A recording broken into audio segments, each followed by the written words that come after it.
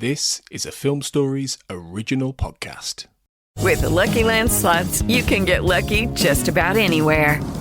This is your captain speaking. We've got clear runway and the weather's fine, but we're just going to circle up here a while and get lucky. No, nothing like that. It's just these cash prizes add up quick. So I suggest you sit back, keep your tray table upright, and start getting lucky.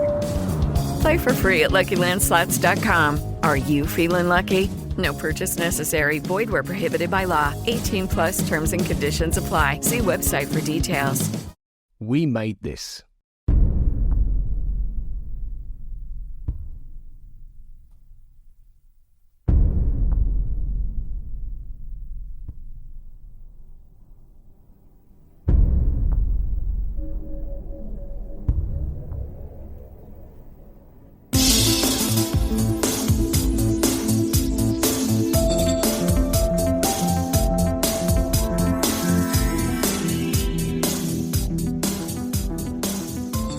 Welcome back, everybody, to the X-Cast. The truth is in here, and I'm your host for this episode, Carl Sweeney, and welcome back to the show. Welcome back to I Want to Believe Minute, which is the series we are midway through at the moment, where we're going through the second X-Files movie from 2008, and we're tackling it 1 minute at a time. And we have reached minute 42 today, and minute 42 begins at the 41-minute mark. It's, the continuation of the scene we started to discuss on the last episode, which is that Christian Theron's condition is being discussed. And this scene runs through to 41 minutes and 59 seconds as Christian Theron's condition is still being discussed. And joining me on this episode once again are North and Sarah Blair. Welcome both. How are you doing? Good, Long time no see. Good to be back with you. And I think, the reason we wanted to do a few episodes together in the middle of I Want to Believe Minute was we kind of realized that if we didn't, we'd probably go quite a few months without recording anything together, wouldn't we? Because, behind the scenes, I Want to Believe Minute is the main focus at the moment, and it's a big undertaking and we've all got various blocks of episodes. So I think it just made nice sense for us to, hop on a call in the middle of it and touch base really and do a few episodes. And yeah, great to be with you. Before we get stuck into this one, quick reminder that you can follow us on social media, and if you're enjoying the show, you can drop us a quick rating and review on Apple or in any other podcast platform that lets you post reviews, and we would love the full 5 stars if you please. And also don't forget that you can subscribe to our Patreon, which is at patreon.com/thexcast for various bits of bonus content over the years and early releases of episodes. And yeah, guys, minute 42.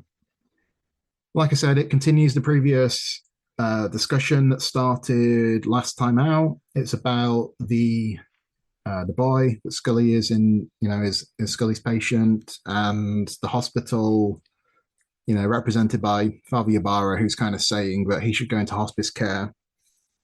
And Scully's objecting, but, everybody there seems to be urging her to let the boy go in peace. I suppose what we could talk about is the actor playing Father Ybarra, Adam Godley, because Carter praised him for giving the character what he called a believable villainy. Mm-hmm.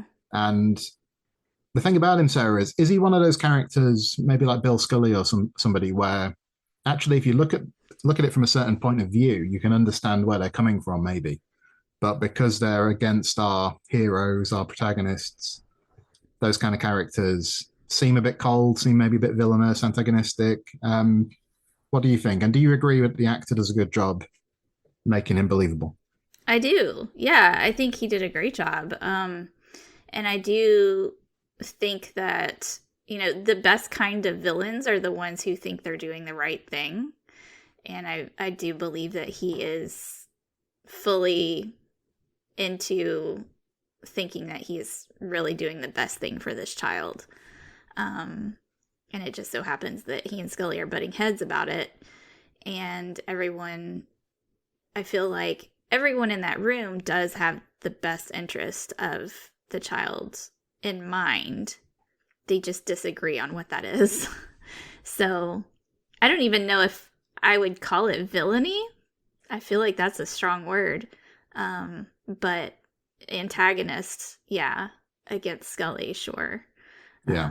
Yeah, but he does do a great job, and I can see his point of view, and I can see how everybody feels like, there is no hope, and they just want to keep him comfortable for as long as they can, Yeah.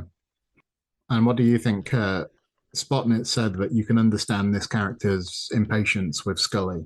Can you understand that? Can you understand where this character is coming from? Yeah, I think you can. I think if you think it's not necessarily bullhead additionists, it's like they honestly believe, like has been said, that the palliative care isn't like taken lightly, and it's kind of like, well, we've done everything possible. The only thing that's left is what Scully's suggesting, which is basically just something that's not been proven and not actually, by the book, or not necessarily proved, but to that level of like, we've done everything physically possible within our realms of possibility here. But Scully wants to push it, and even in respect of other faith, because they're not looking at it from a faith perspective, they're actually looking at it from a more of a pragmatic view of of this child needs to be in palliative care. And I think what the film does really well, and I know we'll talk about this at the end of this run, is it applying that pressure. So this is one of the main first points of this pressure being applied until we get to the surgery at the end. So the fact that you're getting this kind of pressure already, it just adds that emotional weight to the end of the film, and I think it's a perfectly good way of doing it. And I think by spreading that out, not just to Yeboah, but other characters, and saying, well, what are you doing? What are you going to do to the boy? That kind of thing. Just adds that weight, and I think it's actually a really pivotal scene. And as I say, the whole idea of that science versus faith thing it's always been a great well to discuss and talk, because there's always going to be an ever-long debate about that, and I think that they do fantastically well in the way they deliver it. And also as well, I think that by utilising the fact that they're all sitting down and Scully's standing up, and obviously is late, that the power dynamic is quite interesting, because obviously it's not all against her. She's standing up against them, but they're the ones that are sitting down. So I do think that the direction is really pertinent as well. Yeah, I think it's a good scene. Sandhoff disease, by the way, sounds pretty horrible. I looked it up earlier. I hadn't heard of it really before seeing this movie. I haven't really heard of it in other contexts. I don't know if either of you have. No. Nope. Right. So it's a rare inherited disease that progressively destroys nerve cells in the brain and in the spinal cord. It occurs when fatty materials called lipids accumulate in brain cells and in other parts of the body, forcing them to malfunction and die. And some of the symptoms sound pretty horrible. Progressive nervous system deterioration, muscle, problems with muscles and movement, early blindness, seizures, and so on. It goes on. It sounds pretty horrific, to be fair. What about that actor, Adam Godley? He's another familiar face, I think. And do you recognize him from anything in particular, guys? Sarah, have you seen him before? The guy playing Father Yeboah? I definitely have seen him before, but I'm terrible with titles and remembering things. So I'm positive if you said something, I could be like, yeah, totally, I've seen that. But yeah, he was very familiar. So he's been in a lot of things. I didn't realize he's quite an accomplished theatre actor, actually, and he's got quite a few nominations for awards for his stage work, to be fair. But Kurt, what about you? What have you seen him in? I don't think I've seen him in. Well, I think he was in Breaking Bad for a couple of episodes. Yeah. He's got one of those faces that you just recognise. I just can't think where I recognise him from in Breaking Bad. But other than that, I can't really. I remember him being cast in this film, but I didn't and I just recognised him. But he's probably been in the X-Files as well, hasn't he? Before this. That's what you're going to tell us next, isn't it? And then we're going to do this game. No, I don't think so. Again, another English actor, I think. Yeah. Yeah, and when you look down his list of credits, Kurt, there are British shows that we'll know, like The Bill and Casualty, that he's appeared in. Like everyone. But, yeah. But then when you go, like you say, he's in a few episodes of Breaking Bad as a character called Elliot Schwartz, who I can't immediately place off the top of my head. I can't. And then he's in an episode of Mad Men, and he's in some big shows. He was in an episode of Succession. In terms of his film roles, I think the one I remember him from is he's in one of the films that Cate Blanchett did where she played Queen Elizabeth, because I sort of remember him popping up there. But then he's in Love Actually as a character called Mr. Trench, who I'm thinking might be a teacher in the school, maybe, where Hugh Grant goes to watch the play at the end. Yes, he no, I remember he's in the choir at the end when they sing the big song. That's exactly it. See, I knew. Yep. I think that might be That's where I've seen him before then. Mm-hmm. And he's the MC, right, of the talent show. That sounds the one that plausible. announces, and he says, like, we've been practicing, but forgive us, or something like that, right? Yeah, that sounds about right. He's been in other films. He was in the Tim Burton Charlie and the Chocolate Factory remake as Mr. TV. So that must be Mike TV's father, I guess. There, can't quite remember that film.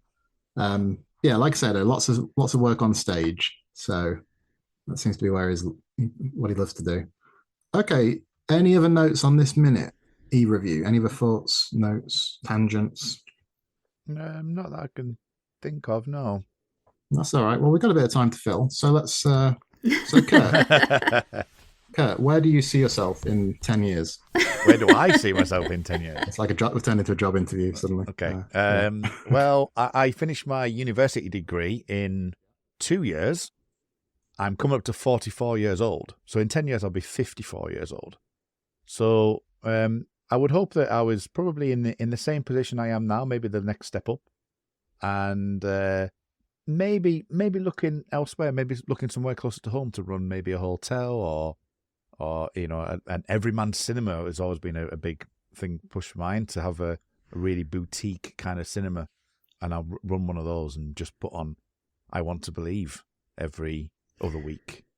And put that on. I mean, I've already got a cinema now. I can do that now, and I don't do it. But yeah. So yeah.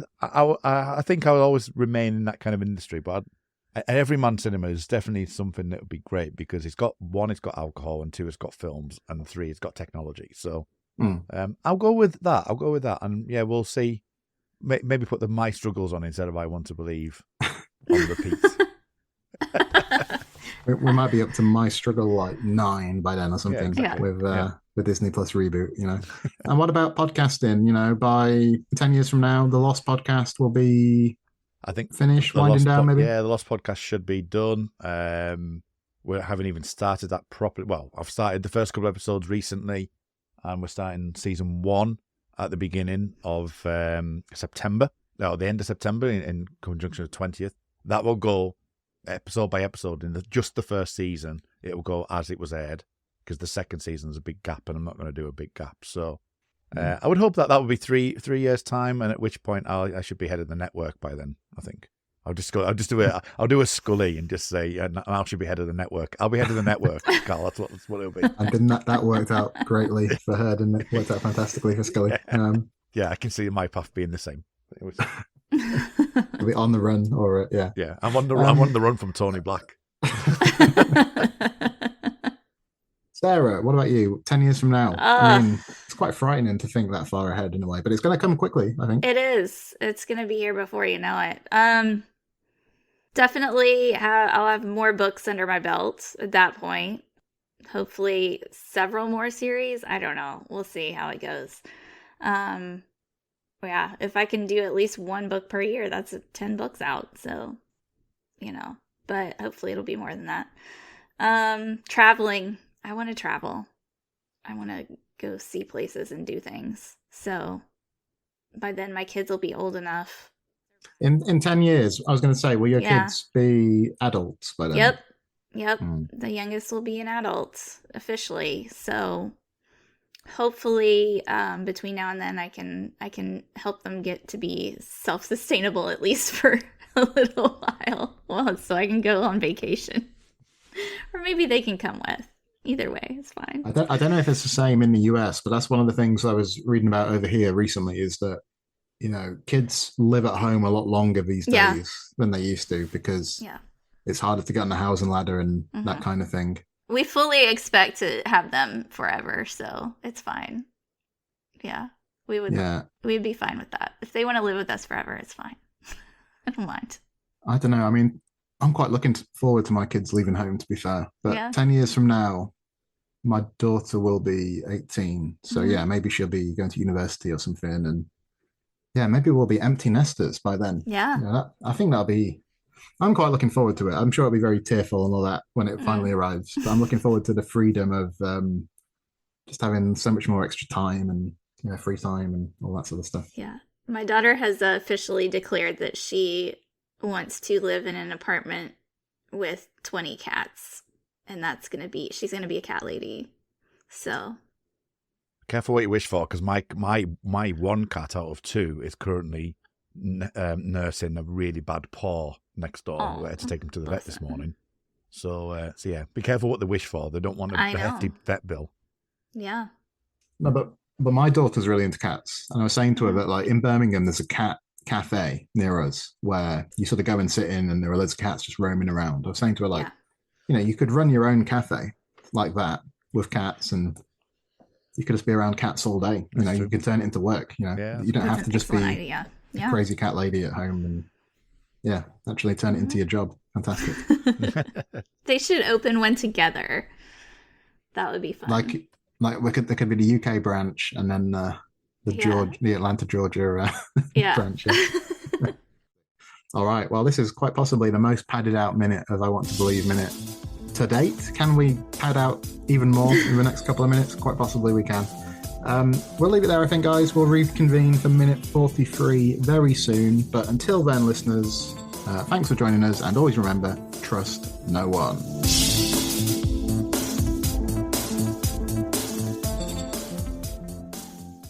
It's time for today's Lucky Land horoscope with Victoria Cash. Life's gotten mundane, so shake up the daily routine and be adventurous with a trip to Lucky Land. You know what they say, your chance to win starts with a spin. So go to LuckyLandSlots.com to play over 100 social casino-style games for free for your chance to redeem some serious prizes. Get lucky today at LuckyLandSlots.com. Available to players in the U.S., excluding Washington and Michigan. No purchase necessary. VGW Group. Void where prohibited by law. 18+. Terms and conditions apply.